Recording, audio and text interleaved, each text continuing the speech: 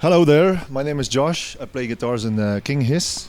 And I'm gonna talk about my gear and my toys and my favorite weapons of choice.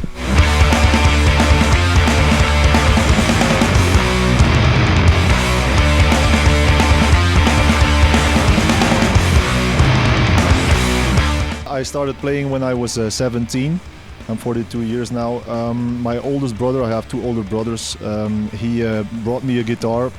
An electric guitar. It was a Fender-like model. I didn't have an amp or anything, so I just started playing out of the blue, and I wanted to be like the guitar player from Queen, like Brian May. That was my first time I heard guitars that really shook me by the balls, and yeah, I wanted to play solos and riffs like Brian May. But I didn't have an amp, so I just started jamming straight away, trying to play chords and stuff like that. And it was only when I was working as a baker in the weekends that I picked up a real guitar and a real amp.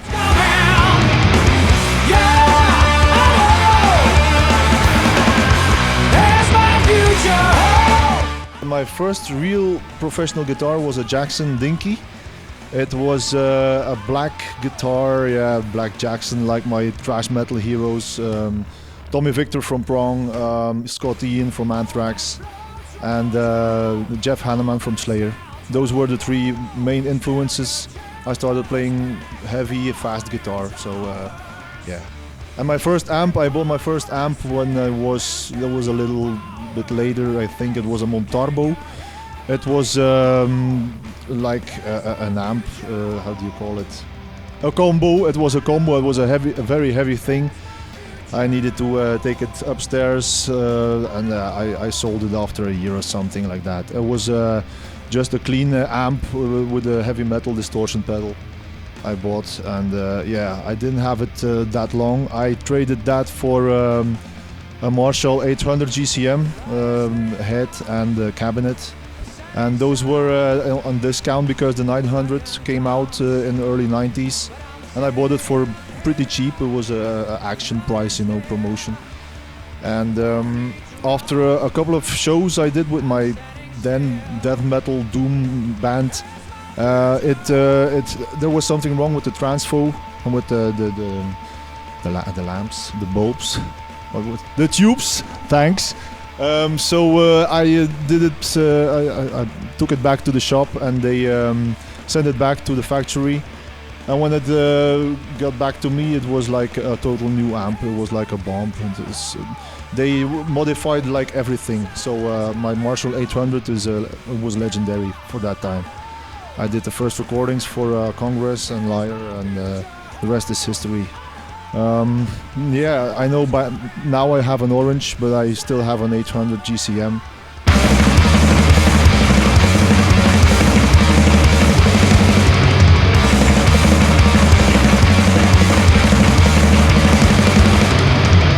I started playing in the late 80s, so we only had MTV Headbangers Ball, and I had a friend who lived on my block, and I was skateboarding, and I heard him playing some licks and some tap-ons and hammer-ons, and I was like, oh man, I wanna teach this, I wanna learn this, and I just rang, and yeah, come on upstairs, I'm gonna show you something.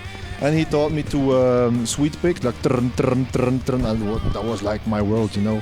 So then he showed me some licks, and after that I just watched MTV metal videos by Slayer, Metallica, Anthrax, Prong, and I started, yeah, fast forward, rewind, and started playing like that. And when I mastered some licks and some tricks, I just played along with my records I had, so my tapes back in the day on my albums. So that really got the ball rolling for me, yeah.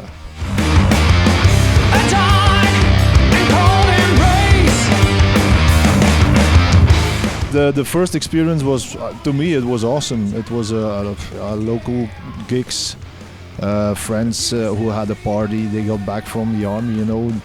Back in the day, the army was it was necessary. So when they got back from their duty, their service, they did a party, and that were like the first shows I played. So it was always laid back and always not nearly up front. You know, people having a drink and there's a band playing. Okay, but my first real shows were with Dreft, that metal band I talked to you about earlier, and then I had a hardcore band, Burning Fight, which transformed it to Congress with a different lineup. And yeah, after that I started playing more live, and I was really into making songs, into making myself a better guitar player, improving my style. So yeah, that was really important to me. I had two main hobbies, and I was playing guitar and skateboarding, so the one took the other, and yeah, that was really my world. And I'm still into heavily into playing guitar, so and I collect skateboards.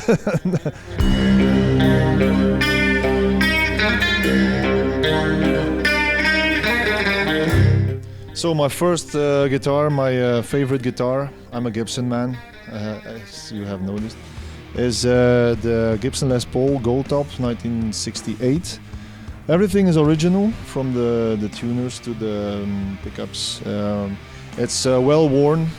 I removed the white wing plate because it looked better without it.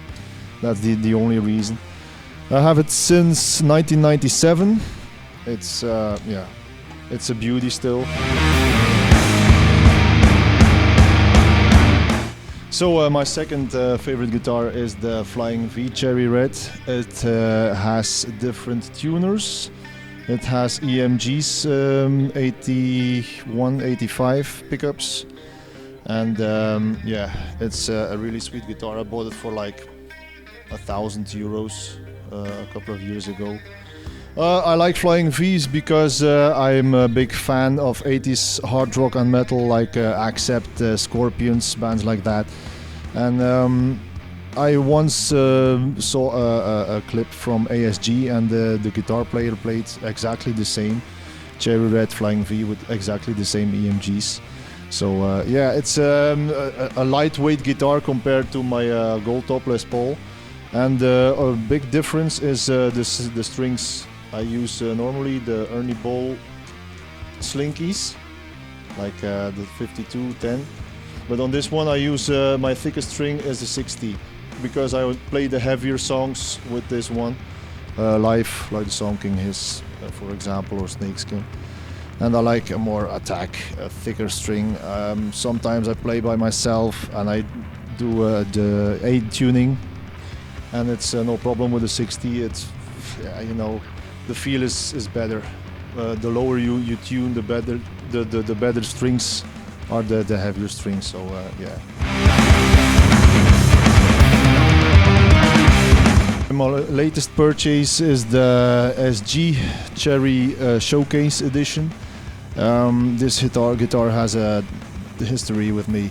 The first time I did professional recordings was in 1994 for a band called Congress. I did the Uridium recordings with this guitar.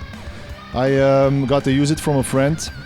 He played guitar in another band, and he was always like, yeah, it's mine, I'm never gonna sell it. But lately, a couple of years ago, he was like, yeah man, I kinda need money and I wanted to sell my guitar, so you're the first choice that comes to mind.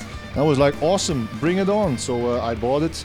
It had a little bit of damage in the wood and on the jack, but I played it anyway. I played live. It was okay, the sound, and I did a reunion concert with Congress, and on the last song I threw my guitar right on stage, and it was broken.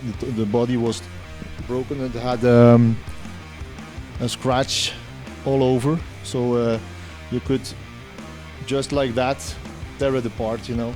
So the guitar went to clinic, and after 3 months I got it back. It was repainted, everything, and I was very happy with it. But that weekend we had the album cover shoot for Sadlands, for our record, the full album of King Hiss. And I placed the guitar in front of the couch. The couch was lit on fire. It was really fire, it was not photoshopping. So we had like 8 seconds to get the shot right, and the guitar was almost really into flames. So the guy who took the picture was, "Your guitar is on fire!" And I was yelling, "Yeah, but my beard is also on fire!" And I took my guitar and I ran away, and it had blisters on the paint. So it was painted for like, you could still smell the paint, and it was burnt. It was here and here, you see the burn marks. Yeah, well, that's how the story goes. But I love it to death. I used it on the Sadlands recordings. It has a very good, clean sound.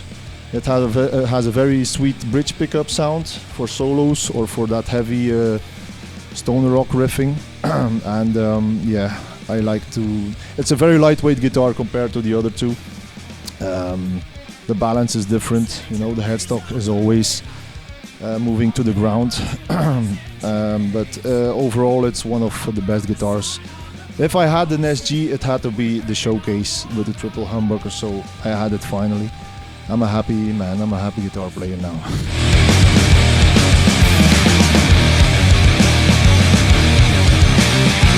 Okay, so this is my amp. It's an Orange Rocker Verb 100 watt.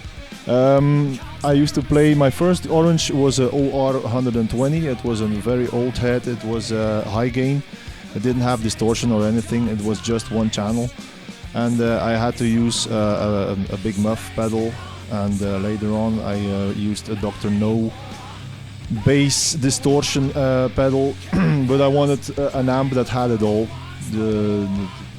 The clean sound, 2 channels, and the distorted sound. So I just switch clean and gain sound channel. I like the crunch of the Orange compared to Marshall 800. It has like more, it's crunchier, it's heavier. You can tune in whatever heavy tuning you want. Everything sounds the bomb. It's really the heaviest amp available right now. So yeah. So the main, that's my main amp. My cabinet had to be an Orange. I tried different cabs. I tried Mesa Boogie, I tried Marshall, I tried Angle, I have Hughes and Kettner, but that doesn't cut the cheese for me. It's the Orange, it's the best speaker around for any head. So it's not because it's Orange amp, but for any head I used in the studio, it's always the best cab available. Not anymore, not anymore. Okay, so my pedal board, it's very primitive. It has a tuner, it has a foot switch to get the distortion from the Orange amp. It has a Jimmy wah, it has a chorus from Boss, the Eddie Van Halen phaser and the Roto Vibe. So, and a fuel tank, of course. So I have 3 of my favorite guitar heroes on one pedal board, which means Jimmy, Eddie Van Halen and Zakk Wylde, all in one piece. The wah, I prefer the Jimmy wah above the Crybaby because it works better for the heavy notes. It works better for solo.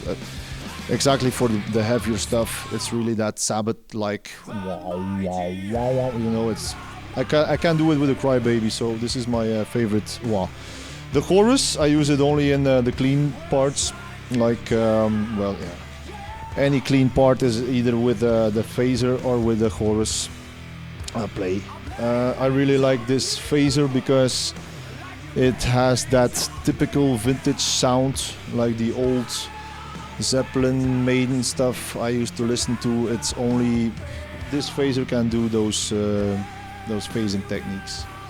And the Roto Vibe is when I play the solos, because I'm the only guitar player in the band. A bass player tries to catch me up on it with some distortion, but when I use a Roto Vibe, it has really that big, thick, yeah, vibrating sound. It's like you're playing through the engine of an airplane. So these pedals were all a gift from some of my best guitar playing friends, so it really means much to me. It's really an honor to have such friends that gave me my pedals, so I didn't buy anything of those.